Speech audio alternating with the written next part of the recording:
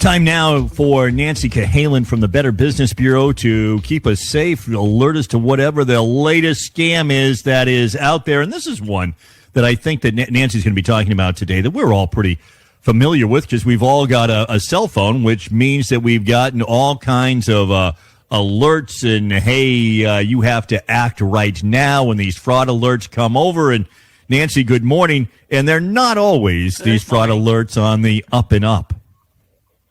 No, unfortunately, they're not always. Or maybe fortunately, they're not always on the up and up. So, there's warnings of suspicious activity on your bank account, or they're asking for confirmation of a big purchase you're making. And if you look at it and ignore it, that's probably the best thing to do. What we don't want to do is respond. And a response to one of these phony bank text messages could cost you thousands. And we do have some reports on our scam tracker about some victims that have been taken for thousands of dollars because of these scams. So this is currently the most common text messaging scam in America. And last year alone, consumers lost more than, wait for it, $300 million to this scam. Yeah. So, and it doesn't look like it's slowing down.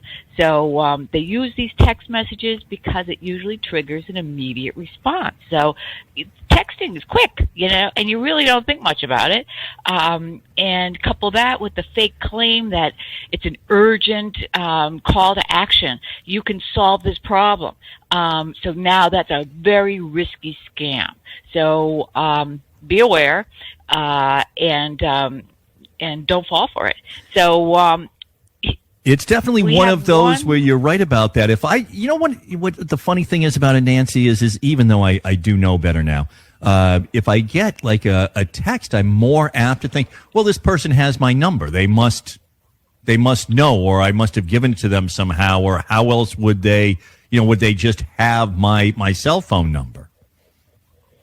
Absolutely. So, they go out, text messages are basically free, so they send out millions of them. Yeah, and they're trolling.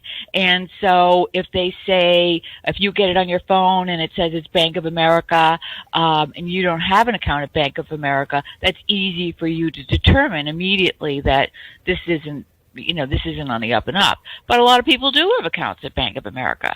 And same thing with Wells Fargo and some of the other big names. So you generally see the big names. Some of them don't say a name at all. And that's what happened with the one that we had in our scam tracker. It said, bank fraud alert. Did you approve a transaction for $1,000? Reply yes or no.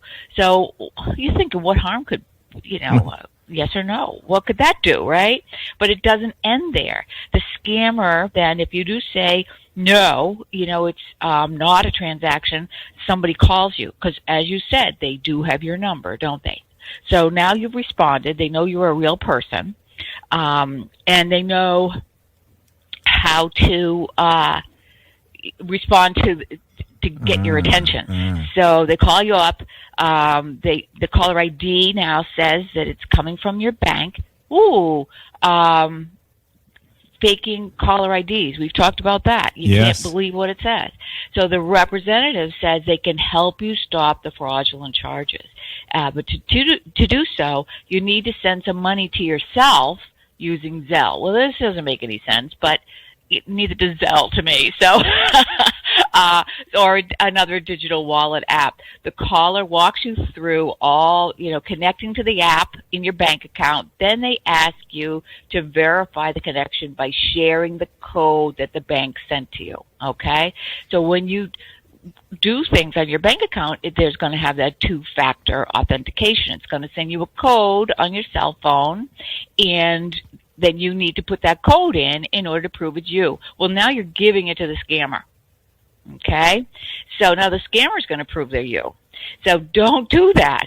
If you give the scammer your verification code, they can set up an account with your phone number and email, but their bank account information.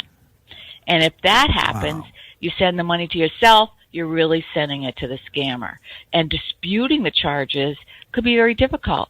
So like these digital wallet apps like Zelle, they're not really refundable. So I mean, it's just like giving somebody a $20 bill. Yeah. You can't really get it back.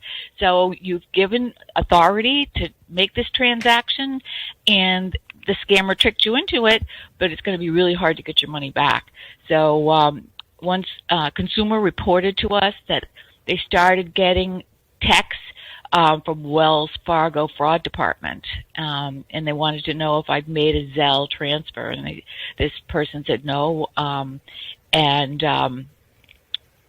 let's see, within a few minutes they got a call from an individual. So that's the next step, is the phone call, and within a few minutes they got that call. They said they were from Wells Fargo, and they said they could reverse the transaction if this person signed into their online account and opened the Zelle app. So they did what they were told, and then they got some more texts, and they were told to send $2,500 to themselves, and they followed the instructions and they lost the money. So they never got the money back, and they can't get a refund because they did it. They are right. They are so sophisticated. You just walked us through that whole fraud, and I think many of us, we can see ourselves. I mean, that's like, wow, you really do have to be careful. They are so sophisticated in doing this and good at doing this. So we've really got to do everything we can to avoid these bank fraud scams. Yes, they're really, really prevalent. So the best thing to do, I know on my phone, cell phone, if I get a text message that's I think is a scam or junk, when I go to delete it, I'm given the opportunity to report it as well. And I think most of the major carriers have that built in. I think they were kind of forced to build that in, and that's a good thing because we're then reporting these, and so law enforcement's learning more about it, and there's more ways to warn us on how to prevent it. Absolutely. And remember, gang, contact your bank if you think it's a scam. Don't reply to those texts if you think that there is anything at all suspicious about it. And report it to the BBB scam tracker so that others are forewarned. Nancy, thank you. Boy, they're out to get us, and you warn us every week so that we can make sure that we don't lose our hard-earned cash. Where's the best place for people to go to keep up with all things Better Business Bureau? bbb.org. There's a ton of information there. And if you need to talk to someone, you can call me directly, 508-552-0350. Nancy Cahalen, President, CEO, Better Business Bureau, serving Central and Western Mass and Northeastern Connecticut.